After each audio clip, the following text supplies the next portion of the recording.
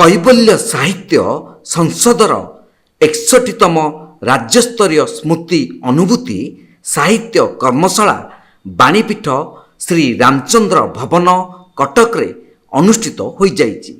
ବାଲିଯାତ୍ରା ଅବସରରେ ଏହା କଥା ଓ କବିତା ଝଙ୍କାର ପ୍ରଥମ ଅଧିବେଶନରେ ରାଜ୍ୟସ୍ତରୀୟ ବାଲିଯାତ୍ରା ଏବଂ ନୌ ବାଣିଜ୍ୟ ଶୀର୍ଷକରେ ଓଡ଼ିଶାରେ 25 ଗୋଟି ଜିଲ୍ଲାରୁ ଆସିଥିବା କବି ଓ କବୟିତ୍ରୀ ବୃନ୍ଦ ନୂତନ ଧାରାରେ କବିତା ପାଠ କରିଥିଲେ। ଏହି କାର୍ଯ୍ୟକ୍ରମକୁ ବିଶିଷ୍ଟ ସାହିତ୍ୟିକ ଡକ୍ଟର ମହେଶ୍ୱର ମହାନ୍ତି ଉଦ୍ଘାଟନ କରି ଅନୁଷ୍ଠାନର ସୁଦୂର ପ୍ରସାରୀ ନୂତନ କାର୍ଯ୍ୟକ୍ରମକୁ ଭୂୟସୀ ପ୍ରଶଂସା କରିଥିଲେ। କୈବଲ୍ୟ ସାହିତ୍ୟ ସଂସଦର ପ୍ରତିଷ୍ଠାତା ଡକ୍ଟର ସଂଗ୍ରାମ କେଶରୀ ସାମନ୍ତରାୟ ସଭାପତିତ୍ୱ କରି ଅତୀତରେ ନୌ ବାଣିଜ୍ୟ ସାଧବ ପୁଅମାନଙ୍କ ଜୀବନ ଜୀବିକାର ମାଧ୍ୟମ ଥିଲା ବୋଲି ମତବ୍ୟକ୍ତ କରିଥିଲେ। ମୁଖ୍ୟ ଅତିଥି ପ୍ରାକ୍ତନ ବିଚାରପତି ସିବିଆଇ ଭିକାରୀ ଚରଣ ରାଉତ ନୌବାଣିଜ୍ୟ ସଂସ୍କୃତି ଉତ୍କଳୀୟ ସାମାଜିକ ଜୀବନକୁ ସମୃଦ୍ଧ କରିପାରିଛି ବୋଲି ସ୍ପଷ୍ଟ କରିଥିଲେ। ମୁଖ୍ୟ ବକ୍ତା ବିଶିଷ୍ଟ ସାହିତ୍ୟ ଓ ସଂସ୍କୃତି ଗବେଷକ ବିଜୟ ମଲ୍ଲ ନୌବାଣିଜ୍ୟ ଉତ୍କଳୀୟ ସଂସ୍କୃତିର ସୂକ୍ଷ୍ମ ପରିଚୟ ବୋଲି ଅଭିବ୍ୟକ୍ତ ପ୍ରଦାନ କରିଥିଲେ।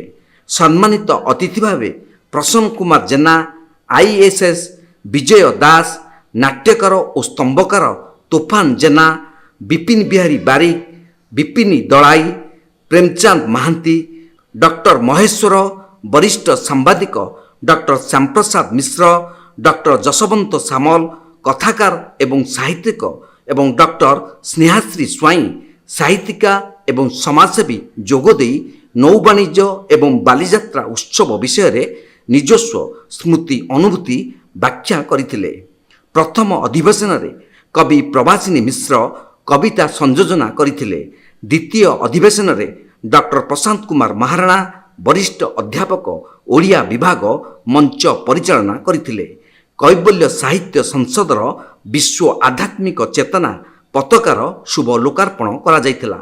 ଶିଶୁ କଳାକାର ଓଡ଼ିଶୀ ନୃତ୍ୟ ପ୍ରଦର୍ଶନ କରିଥିଲେ। ବିଜୟ ମଲ୍ଲଙ୍କୁ ଓଡ଼ିଶା ନୌବାଣିଜ୍ୟ ସଂସ୍କୃତି ସମ୍ମାନ 2024 ଏବଂ ଯୁବ ବର୍ଗରେ ତୃଷ୍ଣା ରାୟଙ୍କୁ ଓଡ଼ିଶା ନୌବାଣିଜ୍ୟ ସଂସ୍କୃତି ସମ୍ମାନ ପ୍ରଦାନ କରାଯାଇଥିଲା। 200 ପ୍ରତିଭାଙ୍କୁ ସମ୍ବର୍ଦ୍ଧିତ କରାଯାଇଥିଲା। 5 ଗୋଟି ସେବା ଅନୁଷ୍ଠାନକୁ ଓଡ଼ିଶା ନୌବାଣିଜ୍ୟ ସେବା ସମ୍ମାନ ପ୍ରଦାନ କରାଯାଇଥିଲା।